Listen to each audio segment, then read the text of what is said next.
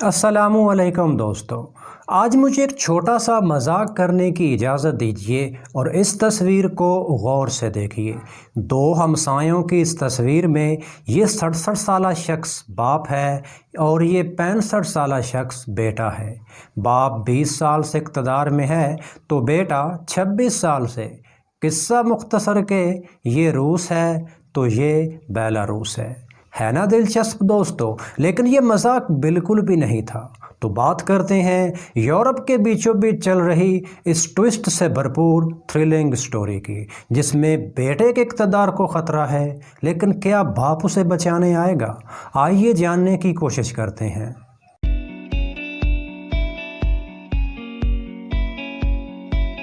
इस कहानी का आगाज़ होता है 1991 में सोवियत यूनियन के ख़ात्मे से। जब सोवियत यूनियन का ख़ात्मा हुआ तो उसके वतन से 15 रियासतों ने आज़ादी हासिल की और उन्हीं 15 रियासतों में से एक बेलारूस है। अगर आप इस मैप को गौर से देखें तो आपका मालूम होगा कि मशरक़ी यूरोप में पोलैंड, रूस और यूक्रेन के दरमियान ये जो इलाका है ये बेलारूस है। 80,000 स्क्वायर माइल्स और तकरीबन 95 लाख की आबादी वाले इस मुल्क ने 1991 में आज़ादी के महज 3 साल बाद ही यानी 1994 में अपना आइन भी तरतीब दे लिया और उसी आइन के मुताबिक 1994 में मुल्क में पहले सदारती इंतखाबात हुए और उन सदारती इंतखाबात में एक 39 साला सियासतदान लुकाशेंको को बेलारूस का सदर मुंतखब कर लिया गया। अलेक्जेंडर लुकाशेंको कौन है? तो इस तस्वीर को गौर से देखिए, क्योंकि हमारी सारी कहानी इसी तस्वीर और इसी शख्स के गिर्द घूमेगी।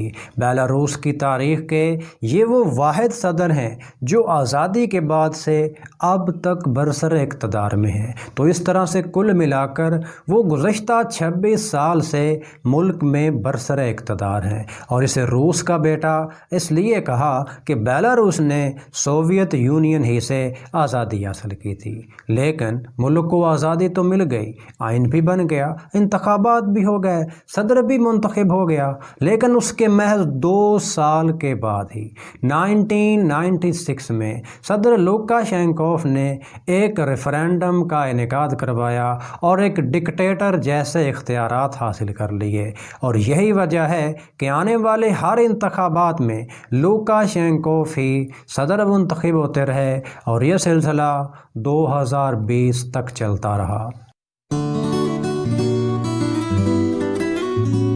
अगर लुकाशेंको के 26 साला दौर इक़्तिदार की बात करें कि उसमें बेलारूस ने किस किस्म की डेवलपमेंट की, तो सबसे पहले अगर मईशत की बात करें तो मईशत पर हुकूमत का मुकम्मल कंट्रोल था, यानी सिर्फ 20% से 30% तक प्राइवेट सेक्टर के पास था। बाकी सारे का सारा जो मईशत का निज़ाम जो सिस्टम है वो सारे का सारा हुकूमत के मातहत ही था।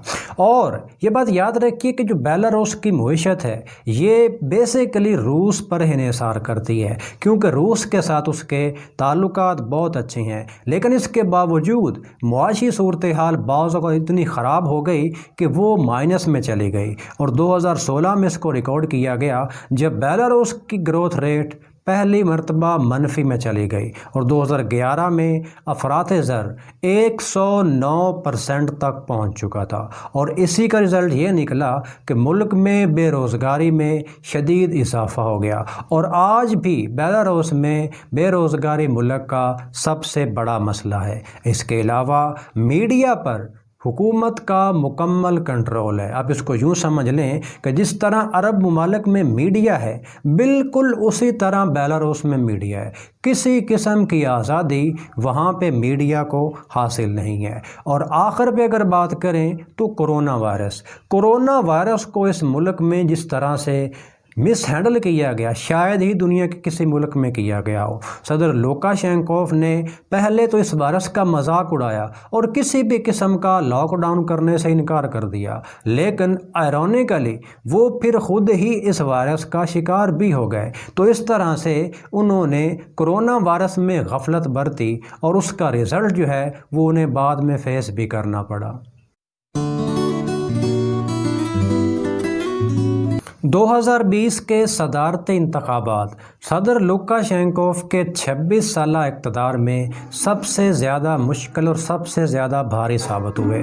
اب عام حالات میں دیکھا جائے تو بظاہر یہ ایک رسمی کارروائی ہی تھی اور طاقتور صدر لوکاشینکوف چھٹی مرتبہ بھی صدر منتخب ہونے کے لیے مکمل طور پر تیار تھے، اور اس کے لیے میڈیا پہلے ہی ان کے کنٹرول میں تھا، اور ساتھ ہی تمام بڑے بڑے اپوزیشن لیڈروں کو انہوں نے مختلف ہیلوں بہانوں سے جیلوں میں ڈال دیا۔ تو بظاہر ان کے اقتدار میں حائل تمام رکاوٹیں ختم ہو گئیں، لیکن پھر اچانک یعنی انتخابات سے محض ایک ہفتہ پہلے ایک صدارتی امیدوار جس کو صدر لوکاشینکوف نے جیل میں بند کر دیا تھا، ان کی اہلیہ نے ایک متبادل امیدوار کے طور پر انتخابات میں حصہ لینے کا اعلان کر دیا۔ 37 سال کی سابق اسکول ٹیچر جن کا نام سویٹلانا تھا، جلد ہی ایک مضبوط سیاسی امیدوار بن گئی، لیکن اب صدر لوکاشینکوف کچھ کر نہیں سکتے تھے کیونکہ انتخابات کی ڈیٹ بالکل ہی نزدیک آ چکی تھی۔ اور پھر بالآخر 9 اگست 2020 کو بیلاروس میں صدارتی انتخابات کے لیے ووٹنگ ہوئی۔ تو ایز ایکسپیکٹڈ ملک میں انٹرنیٹ بند کر دیا گیا، میڈیا پہلے ہی صدر کے کنٹرول میں تھا، اور پھر کچھ عرصہ بعد یعنی کہ 1 سے 2 روز بعد جب انتخابات کا اعلان کیا گیا تو صدر لوکاشینکوف چھٹی مرتبہ بیلاروس کے صدر منتخب ہو چکے تھے۔ لیکن ان کا یہ اعلان کرنا ہی تھا کہ اس کے ریاکشن میں ملک میں مظاہرے شروع ہو گئے، جگہ جگہ مختلف قسم کی ریلیاں شروع ہو گئیں، ہزاروں افراد دارالحکومت میں جمع ہو گئے جنہوں نے انتخابات میں دوبارہ گنتی کے مطالبات کو دہرانا شروع کر دیا۔ تو ایسے میں صدر لوکاشینکوف چپ کیسے رہ سکتے تھے؟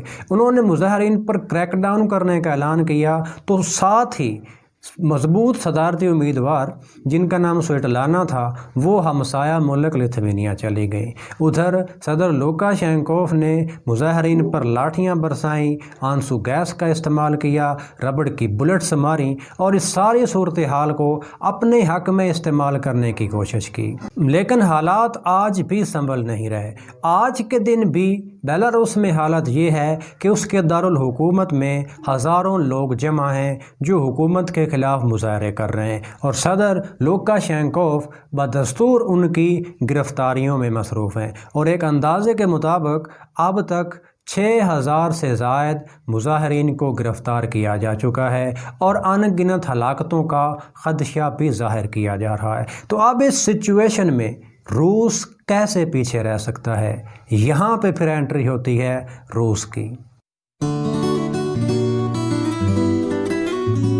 27 اگست کو روس کے صدر ولادیمیر پوٹن نے صدر لوکاشینکوف کی مدد کے لیے بیلاروس میں فوج بھیجنے کا اعلان کر دیا۔ لیکن اس سے پہلے یہ بات یاد رکھیں کہ اقوام عالم جس میں یورپی یونین اور امریکہ جیسے ممالک شامل ہیں، بیلاروس میں ہونے والے انتخابات کو فراڈ قرار دے چکے ہیں اور اسے مسترد کر چکے ہیں۔ تو اس سچویشن میں جب روس یہاں پہ داخل ہوا یا اس نے فوج بھیجنے کا اعلان کیا تو یہ بات واضح ہو گئی کہ اب سٹوری ذرا بڑی پکچر پر بننے جا رہی ہے۔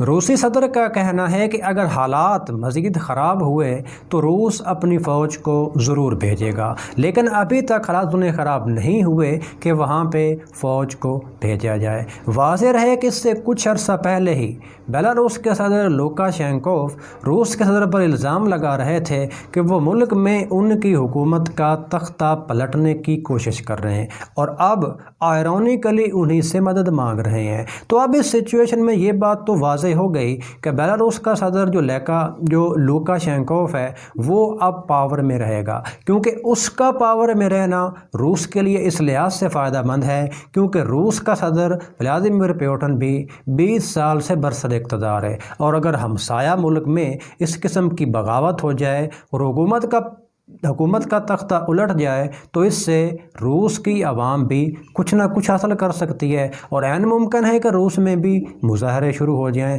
تو اس لحاظ سے روس نے اپنا کردار اپنے مفاد کے لیے استعمال کرنے کی کوشش کی ہے، لیکن اس سے پریشانی یورپی یونین کو ہوگی، کیونکہ اس نے بیلاروس میں حالات کو خراب قرار دیا ہے اور صدر پر زور دیا ہے کہ وہ مظاہرین سے مذاکرات کرے۔ تو اب یہ وہ سچویشن ہے جو اس وقت بیلاروس میں پیدا ہے۔ اس بارے میں آپ کی رائے کیا ہے؟ نیچے کمنٹ سیکشن میں ضرور لکھ کر بتائیے۔ اس کا فالو بیک بھی آپ کو ملتا رہے گا، لیکن آج کے اندراج کا یہیں پہ اختتام کرتے ہیں۔ آپ سے ملاقات ہوگی نیکسٹ ویڈیو میں، تب تک کے لیے اللہ حافظ۔